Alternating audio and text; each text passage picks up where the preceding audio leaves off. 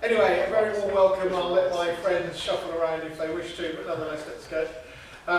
The West of England Joint Committee meeting underway. As I said earlier, thanks to Toby and Dave for making us so welcome as always. The nameplates are out. For those that you don't know, I'll introduce my colleagues as we run around. Councillor Toby Savage, Leader of South Gloucestershire. Councillor Dina Romero, Leader of Bath and North East Somerset. Warm welcome to Councillor Don Davis, Leader of North Somerset. And makes no reflection at all about how we operate, but Mayor Marvin Rees from Bristol City Council. The mayoral department. I think a lot of people were here for the earlier meeting, but just in case anybody wasn't, there are no fire drills or emergency drills planned. In the event that there is, please take instruction from the South Gloss staff and please do not return to the building unless instructed to do so by the fire wardens. And also please note that this meeting is being filmed and recorded. Those recordings will be available on the website following the meeting, but please, if there is anybody has any concerns about being filmed and recorded, please either make themselves known at this point, or if, as or when they may speak. Does anybody have any concerns in that? Note that there aren't, as I say, please, should that be the case, do let us know. Apologies for absence, therefore we will add now Professor Steve West, Chairman of our LEP. Declarations of interest under the Localism Act of 2021. Members, do you have any declarations for any items on the agenda under the aforementioned Act? I note for the record that there are none.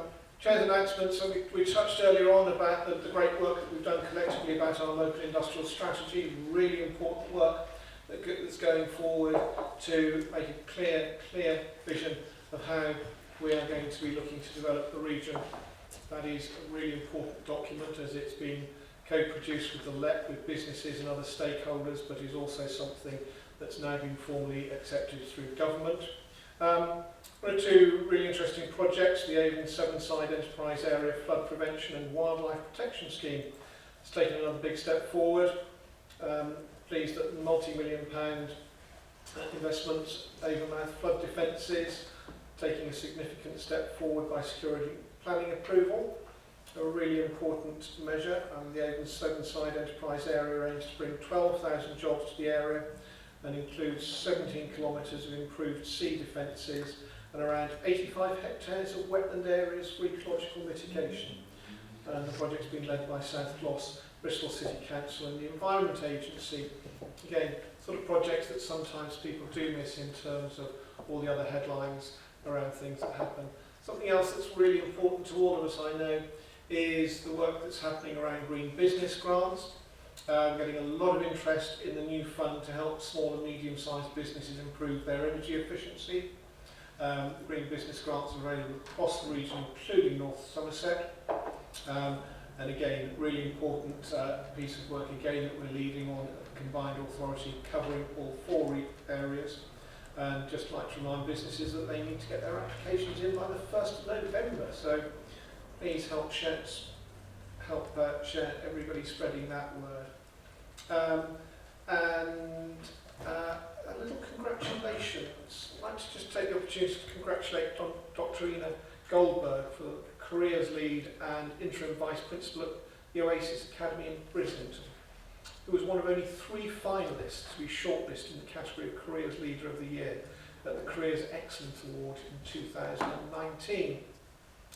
The reason we're particularly keen just to recognise that is Ian's a really enthusiastic supporter of our Careers Hub and our Enterprise Advisor Network. And she really is a really great example of how, by working together to improve careers advice and work experience for the region's pupils, we're able to bring experts, with people with passion like that together to really make differences to people's lives. So really keen to congratulate her on her commendation and look forward to continuing to work with her in the years to come. So that's the little notes there. The minutes. Are members who've received the minutes have a chance to read through them? Were there any comments they'd like to make? In that case, are they happy if I sign them for the record? And so I only see nods, so I'm taking that as a yes. Thank you very much indeed. Steve's had to leave us, I'm afraid. We did hear some of his comments earlier at the Combined Authority meeting, so again our gratitude to him and all his colleagues on the LEP who put in so much work on a voluntary basis to help us all across the region. Comments from the Combined Authority boards, as we said a bit earlier, those boards which do include North Somerset do meet now on a regular basis after our governance reviews. They did meet in September. And the specific comments from the boards about items on today's agenda have been circulated. And we'll take these comments into account when we reach the relevant agenda items. So that takes us now neatly on to item 9, items from the public. I have 5 names mentioned here, so we'll go from the top as we do normally if we may, and the first is Sandy.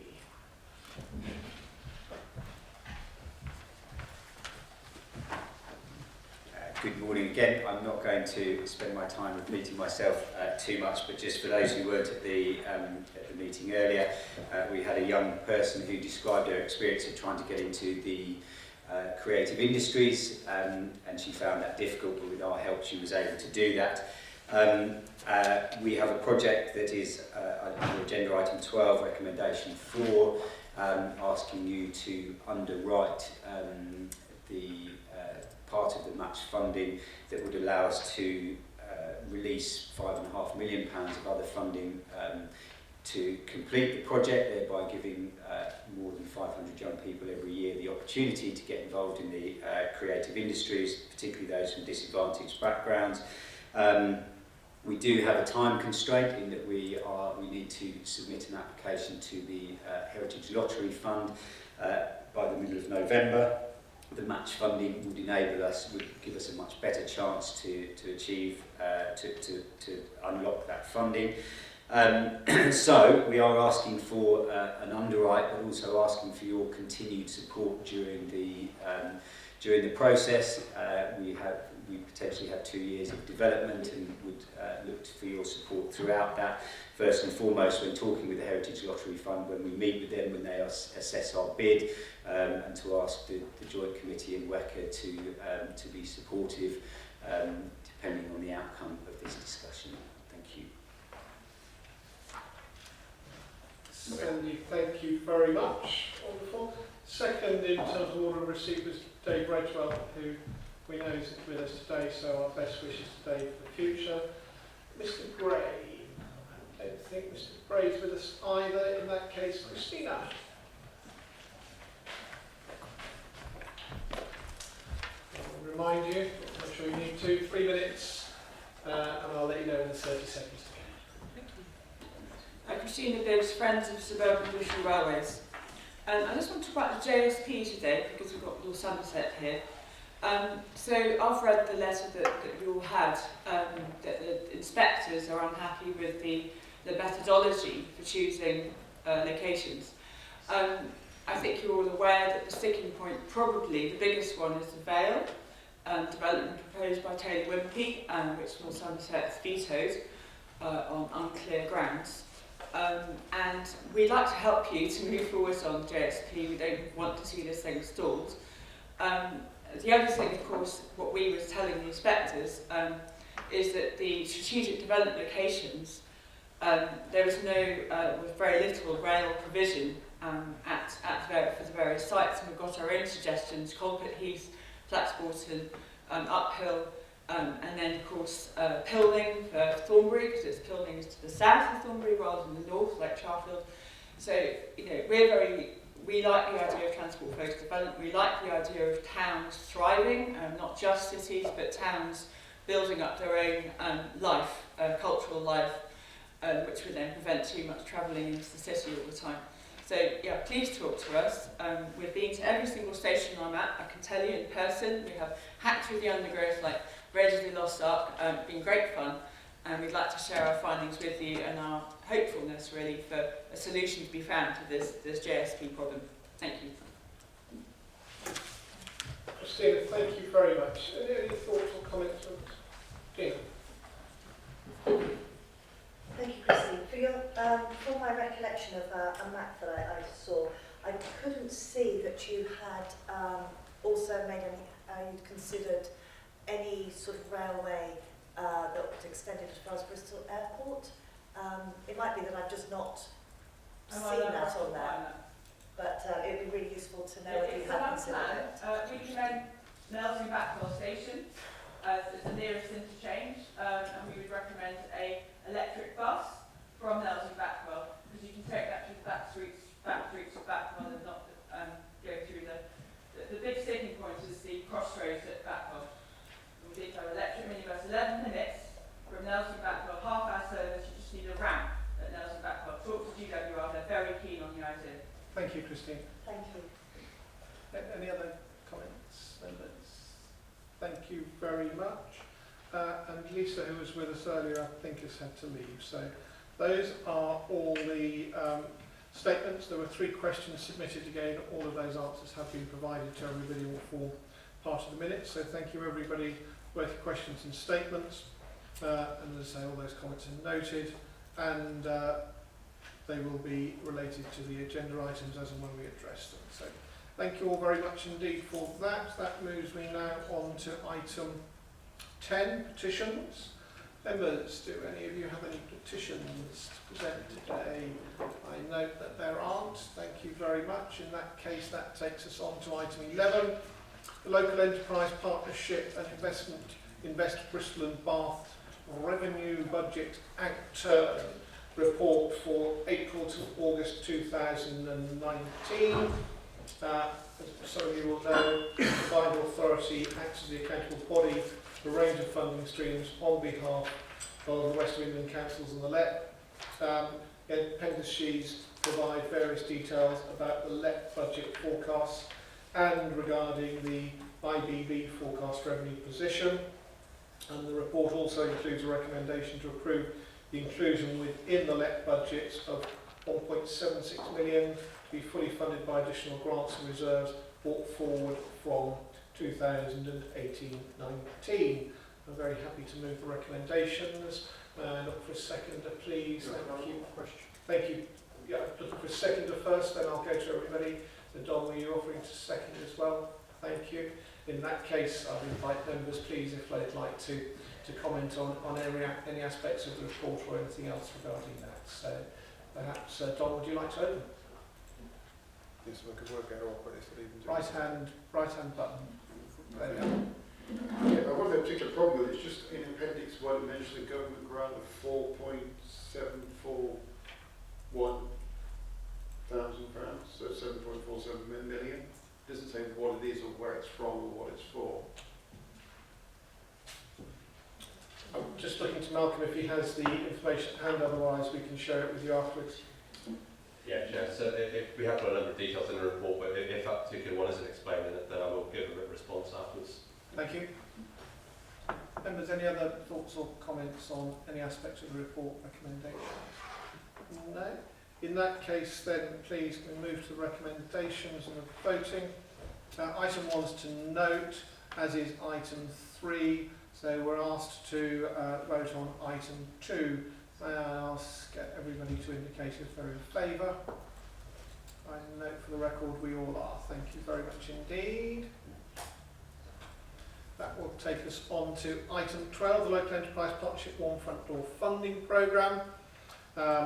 And there are just some points to highlight. The report before us sets out some proposals, set of delegations for decision making on schemes within the approved programme, detailed in Appendix 1, de-risk local growth fund spend, lots of detail there. Proposal for a further £404,000 of LGF towards the Bath College initiative around catering and hospitality education and training hub. In line with the current process for managing reported scheme changes, those seeking approval within the LGF Fund, Economic Development Fund and Revolving Infrastructure Fund programmes are set out in Appendices 3 and 4 of the report. And as we've just discussed, in line with the delegation granted by the committee in July, we're asked to note that the full business case for IBB has been approved for funding through the Revolving Infrastructure Fund.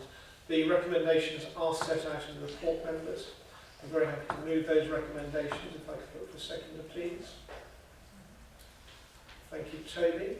Members, were there any comments you'd like to make in any respect? No? In that case, I will move to just the vote. I note that item 6 is to note.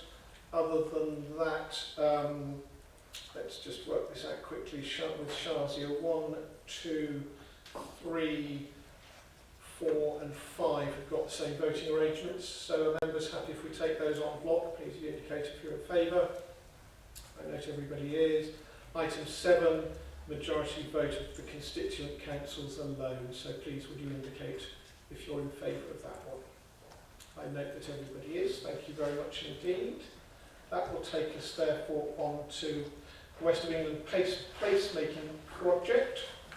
Number of really interesting developments around this about the future of how we see new homes and communities being developed. And the report highlights the background to the development of this project, and the scope of the project covers 4 particular areas. Design review service to be established in each of the 4 West of England unitary authorities under the shared banner of Design West. Taking forward the establishment of a placemaking champion role once the design review panels are set up and running. And to provide an opportunity for an independent local advocate for quality placemaking, development of a placemaking charter for the region, a training and development programme to support unitary authority members and officers in the context of the project. And the report also seeks approval for the use of £75,000 from the Planning Delivery Fund to deliver the project. And just to add that the proposal was discussed in detail at our September meeting of the Planning and Housing Board, and the recommendations set out reflect the board's view, and that does cover all of the cabinet members from all of the authorities' views about how best to take the project forward. Very happy to move the recommendation, members. If I could look for a seconder, please. Thank you, Toby. Any comments or thoughts from around the table, please? No? Thank you very much. So perhaps we could then go to the recommendations. I see that both recommendations 1 and 2 have similar voting arrangements, so members are happy. Could we take them en bloc? And if so, would you indicate if you're in favour? I note for the record that Don's just put his hand up, so everybody is. Thank you very much indeed. Our business plan, Course 2 progress report. Again, lots of detail goes into this. It's a key aspect of how we all work together in terms of all of the work that takes place across the region, supporting the delivery of the operating framework, and sets out key deliverables during 2019-20. We discussed this a little at the WECA committee. I'm very pleased that Don's here to join us in that. This is no voting, this is for information only, but really keen just to see if there are any additional comments from members from the earlier meeting or any comments Don would like to add. I know. Just in terms of the business plan,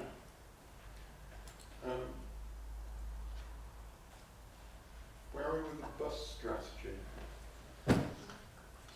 Because I'm very supportive when I went to the meeting, but I thought we were doing it jointly across all the 4 authorities. Okay, I'm just going to look for clarification. I didn't think the bus strategy sat within the business plan. Could I just ask Patricia for clarification, please? It's part of the activity, but we on the bus strategy, where we are with that, David, in terms of timing, a time table has come to the committee in the past. Yes, so December for the draft and to be adopted in the new year is the timescale. So are we formally going to involve all 4 of us? That's what I'm asking. You are, yes. As far as very much so. Sorry, from my experience on the boards, yes, you're very actively involved on all the boards. David, I'm just looking for you to nod and reaffirm. Thank you. Good. Are there any other comments or at all, members? Thank you. Thanks for noting then. Duly noted. Therefore, we're now at item 15, and again, please, as I mentioned earlier, just for completeness, note that decisions and draft minutes of this meeting will be published on the Combined Authority website as soon as possible. as will the public statement submitted and questions and replies in due course. There being no other business to the agenda, thank you all again for your attendance. Thank you to all the officers from across all of the authorities who work so hard in bringing all of our papers together for such important meetings as this. And on that happy note, Shazzy is telling me it says 12:29, so I will declare the meeting closed at 12:29. Thank you all very much indeed.